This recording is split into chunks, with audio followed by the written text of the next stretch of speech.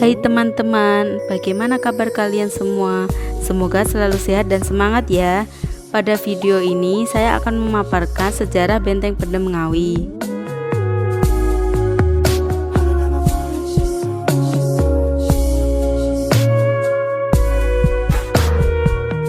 Benteng Van de Bos atau lebih dikenal sebagai Benteng Pendem adalah sebuah benteng yang terletak di Kelurahan Pelem, Kecamatan Ngawi, Kabupaten Ngawi, Jawa Timur.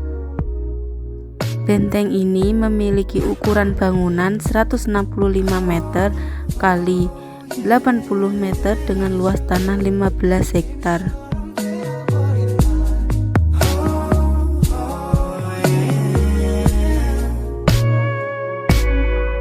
Di dalam benteng ini terdapat makam Kiai Haji Muhammad Nur Salim, yaitu salah satu pengikut Pangeran Diponegoro yang ditangkap oleh Belanda dan dibawa ke benteng ini.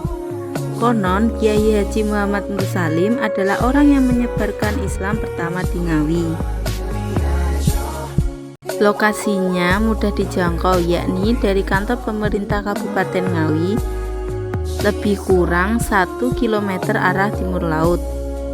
Letak benteng ini sangat strategis karena berada di sudut pertemuan Sungai Bengawan Solo dan Sungai Madiun. Benteng ini dulu sengaja dibuat lebih rendah dari tanah sekitar yang dikelilingi oleh tanah tinggi sehingga terlihat dari luar terpendam.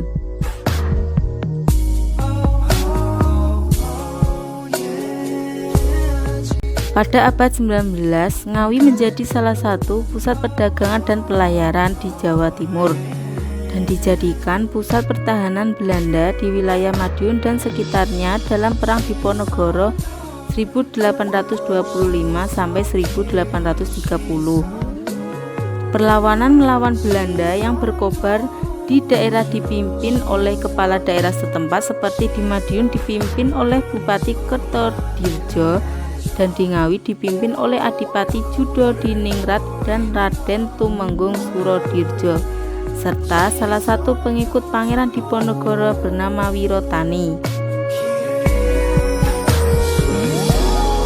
Pada tahun 1825, Ngawi berhasil direbut dan diduduki oleh Belanda. Untuk mempertahankan kedudukan dan fungsi strategis Ngawi serta menguasai jalur perdagangan, pemerintah Hindia Belanda membangun sebuah benteng yang selesai pada tahun 1845 atau lebih dikenal dengan Benteng Van den Bos.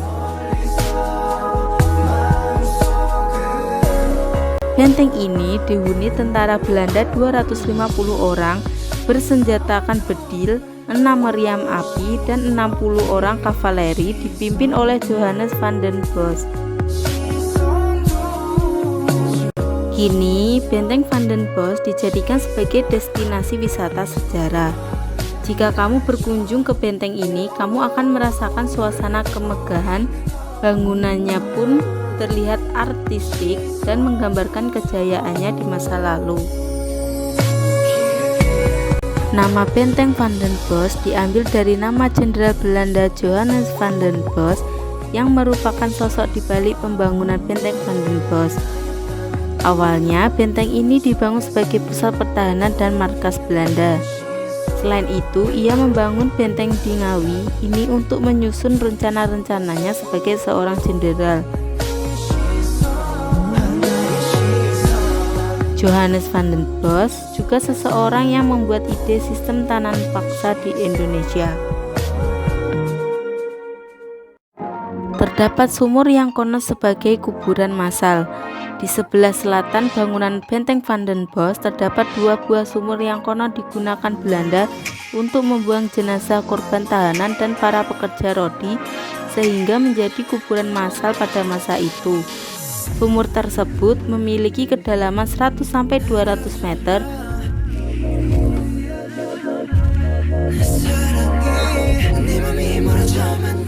Ada juga yang mengatakan bahwa sumur itu juga digunakan sebagai kuburan massal pada pemberontakan PKI.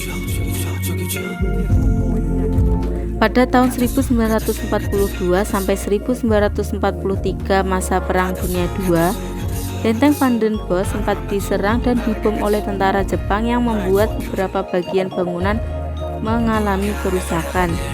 Bangunan benteng ini merupakan saksi bisu sejarah Indonesia pada masa penjajahan.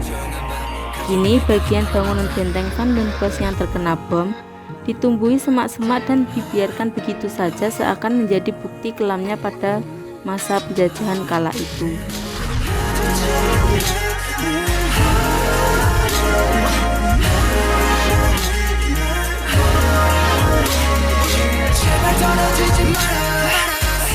Pemandangan menarik sudah terlihat dari pintu masuk.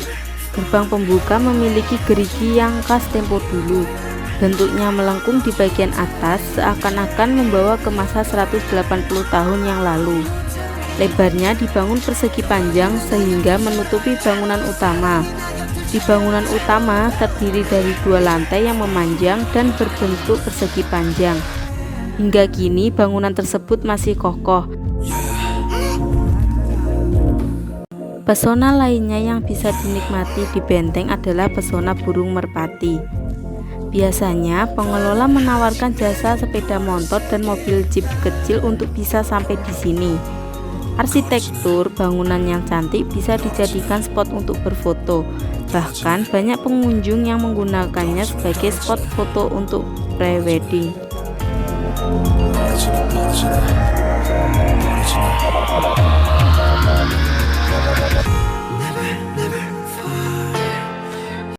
Di benteng Vandenborg terdapat banyak ruang-ruang seperti Koloseum di Roma.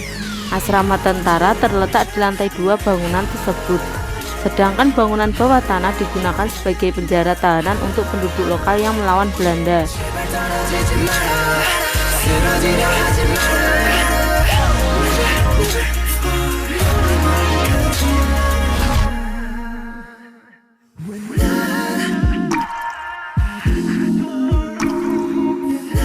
Bangunan gedung yang diberi nama Mako VDB ini memiliki gaya arsitektur mirip dengan bangunan-bangunan khas kerajaan Romawi.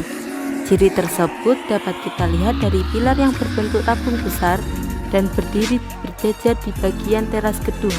Gedung ini dahulunya digunakan untuk gedung kantor utama bagi serdadu Hindia Belanda yang berpangkat tinggi. Ada yang tak lazim di dalam gedung ini, yaitu keberadaan sebuah makam di dalamnya.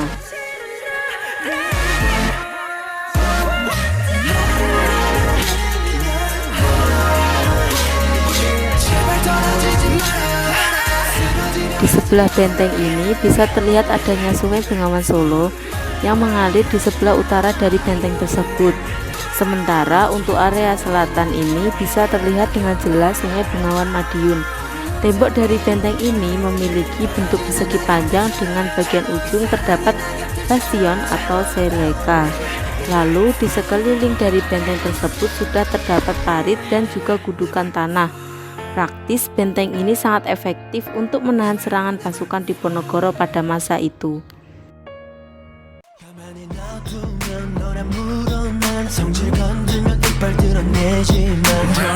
Benteng Vandenborg sangat cocok untuk kamu yang ingin berburu foto instagramable dan belajar sejarah.